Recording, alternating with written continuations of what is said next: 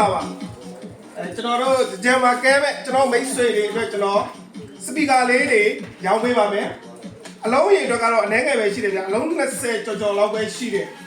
ကျွန်တော်တို့ဒါနာမည်အသစ်နဲ့ထွက်လာတဲ့ ZLZ ပေါ့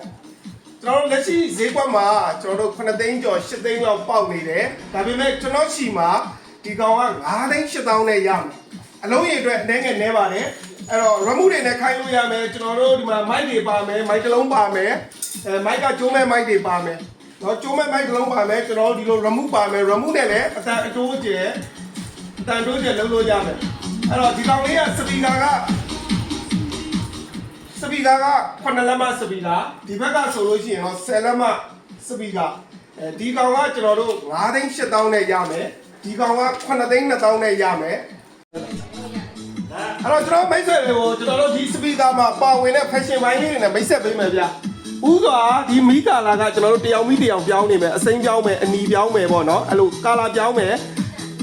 စပီကာက9လက်မစပီကာနှလုံးပါမယ်အပေါ်မှာဒုံးကျူတာလေးတစ်လုံးပါမယ်ဒီအောက်မှာဆိုလို့ရှိရင်ကျွန်တော်တို့ခရီးတွေပါတွေသွားလို့ရှိရင်ဒီလိုလက်ကင်ခွင်းလေးဆွဲပြီးတော့အောက်မှာကျွန်တော်တို့ဘိန်းလုံးလေးတွေပါတယ်အဲဘိန်းလုံးလေးကိုဆွဲပြီးသွားလို့ရတယ်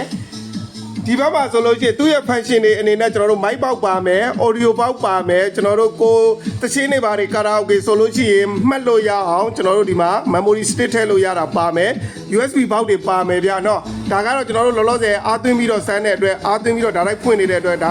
ဗယ်ဒီကောင်းလေးထည့်ထားတာပါဒီ Bluetooth ပေါက်တွေမှာဆိုလို့ရှိရင်ကျွန်တော်တို့ fashion equalizer ဘိုင်းကိုလည်းကိုလိုချင်တဲ့ equalizer ကိုဒီမှာ equalizer ချိန်လို့ရတယ်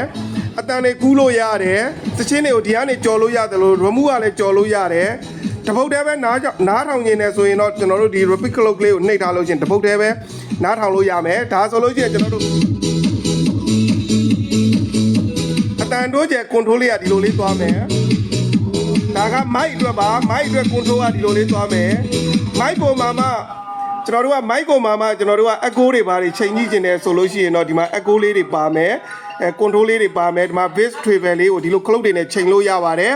အဲ့တော့ဒီအလုံးရေအတွက်ကကျွန်တော်တို့အလုံး20ကျော်ပဲရှိတဲ့အတွက်မိတ်ဆွေတို့